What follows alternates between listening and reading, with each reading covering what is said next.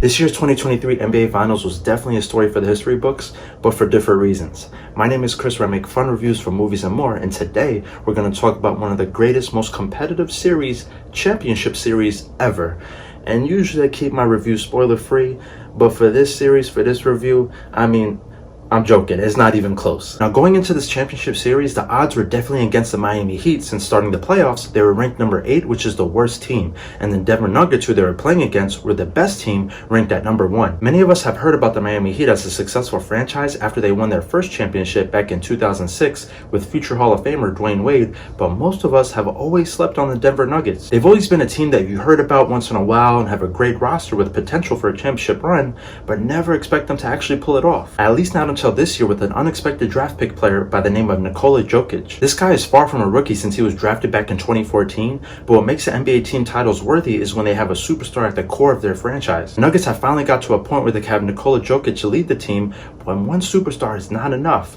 In my opinion, to pull off a successful NBA championship, you need a secondary all-star player, and with the Nuggets, you have Jamal Murray. Now, I'll be honest with you guys, as I always am. I love basketball. I grew up playing it, and I watch it from time to time, but when it comes to the NBA nowadays, I don't watch it throughout the entire season because for me, it's just not a priority of entertainment. I mainly watch highlights nowadays until playoff and finals time, but I do remember Jamal Murray was definitely cooking in the bubble. The guy was unstoppable until he got injured, so to see him healthy and playing on that level again was just a beautiful sight to see. With Jokic and Murray both leading the way of the Denver Nuggets with a healthy roster and a great coaching staff, then you can understand why they were the best team this year. I think after this championship run, that both Murray and Jokic go down as one of the best dynamic duos to ever play the game. It's also special how they were both drafted by the Nuggets and played with them their entire career thus far. So you might say, well damn, sounds like the Miami Heat are the underdogs of this series. And I will say you're right. However, the Denver Nuggets have never won an NBA championship, whereas the Miami Heat already won 3. And since I am from Florida nowadays, I do live here,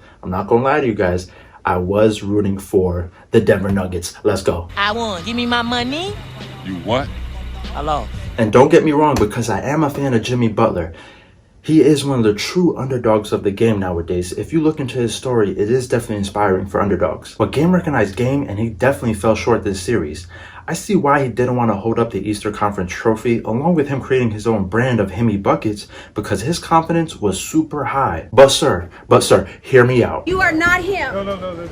You are not him. No, I'm not him. I'm just him. No, you're an idiot. I will always respect his hustle because you can't knock a person for trying their best, but I just thought he had more in the tank to help his team win. The Nuggets literally held him under 20 points from one of the games, which I don't think is acceptable in the NBA Finals if you consider yourself an all-star. But if anything, this series made me appreciate and realize that a true superstar is that of Nikola Jokic, or who some may call the Joker, because this dude is unpredictable to say the least. This guy looks nothing like your typical basketball player, nor does he come off like he has a true passion for the game. He literally treats the NBA as a straight up job where you clock in and out, and once the season is done, you go home to your family and horses. And obviously not all of us have horses, right? But what we do all have, and this is a fact, is a mother, right? We all came from somewhere. And as I'm watching the NBA Finals with my mother, we're learning more about Jokic, right? Because I don't know much about this guy either. And as we learn, we're figuring out that he's from the country of Serbia. And then my mother's like, hold up, wasn't that a song? 2 minutes later, I'm thinking about this. You know when someone says something crazy and you're like, that does sound familiar. Hold up a second. Serbia, wasn't that a song? Are you talking about Rihanna, Disturbia? What? In all seriousness, major respect to him and his country, because you could tell how proud they were of him since they were celebrating him in the middle of the night with them being on opposite times of the US.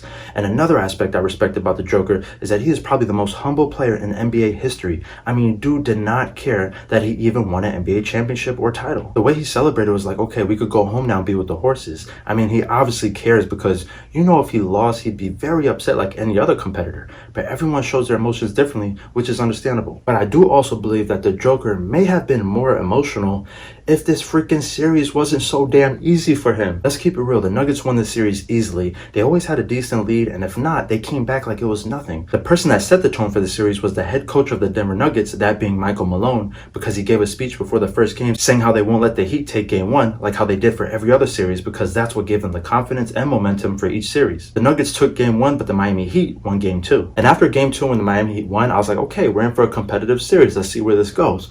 But boy was I wrong. The Nuggets overall were just more skilled and aggressive as a team with way less mistakes being made. And in game 4, Jokic was in foul trouble towards the end with 5 fouls in the last quarter, so he had to sit out with a few minutes. But Jamal Murray and the team were so good that they didn't even need him to secure the lead and win the game. Now game 5 was extremely close with questionable calls, and I did think the game might have been rigged to have the NBA make more money from games shown on TV, but the Nuggets were dead serious and trying to end this as soon as possible, so I was happy to see realistic outcomes. So before we wrap up this review, here are 5 quick remaining shoutouts, fun facts, and 5 TikToks that I thought were the funniest in regards to this year's 2023 NBA Finals. Anything's possible! How does that feel? It's good. It's good. The job is done. We can go home now.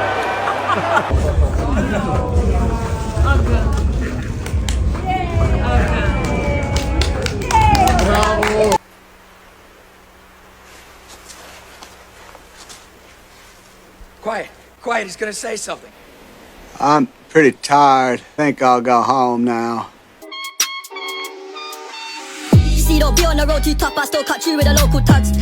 Do you ever give a speech today or during the playoff? Do you ever speak to the team like a locker room speech? I mean, no. I mean, it's an amazing feeling, but like I said before, it's not everything on the wall, you know. I think. I mean, probably that's a normal thing, you know. Nobody likes his job, or maybe they do. They're lying. How have you grown, and what have you learned from being a dad? And have you noticed any of those skills translating to being a better basketball player? Nah, you know, that cannot help you. But the thing that, I mean, I knew that even before that the basketball is not the main thing in my life, and probably never gonna be.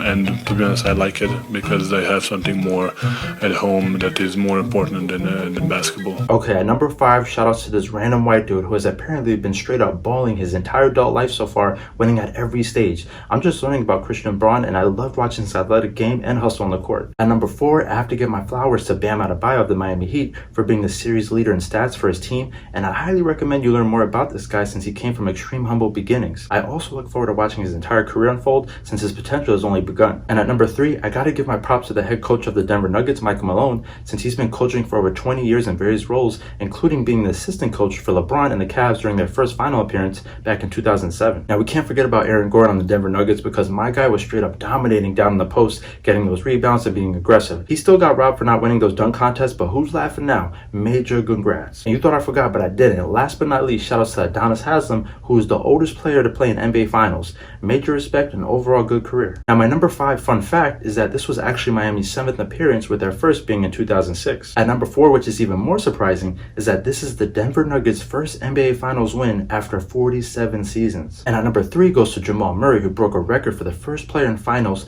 to have 10 assists in their first 4 games, plus he's from Canada, so much respect. And my second fun fact is that Jokic is the second player with a triple-double in his finals debut since Jason Kidd back in 2002. And my number 1 fun fact is for Jokic again, because this guy's career is historical. Some say he's the greatest draft pick in NBA lottery history, with him being the 41st pick, plus they even announced his name during a Taco Bell commercial.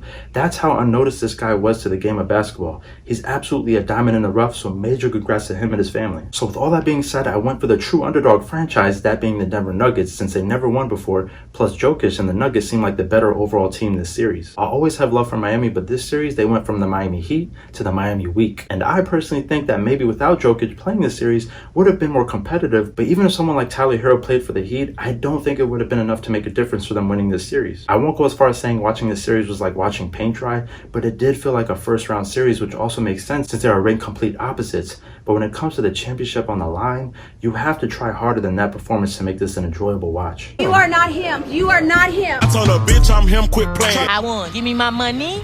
You what? Hello. But let me know your thoughts down in the comments. Are you satisfied? Are you okay with the outcome of this year's NBA Finals? And are you okay with each team's performance? And if you enjoyed this video, then consider liking it. And if you're new here, consider subscribing. This way you can stay updated with more fun reviews uploaded weekly. And thank you so much for watching. I will see you all on the next one. Peace.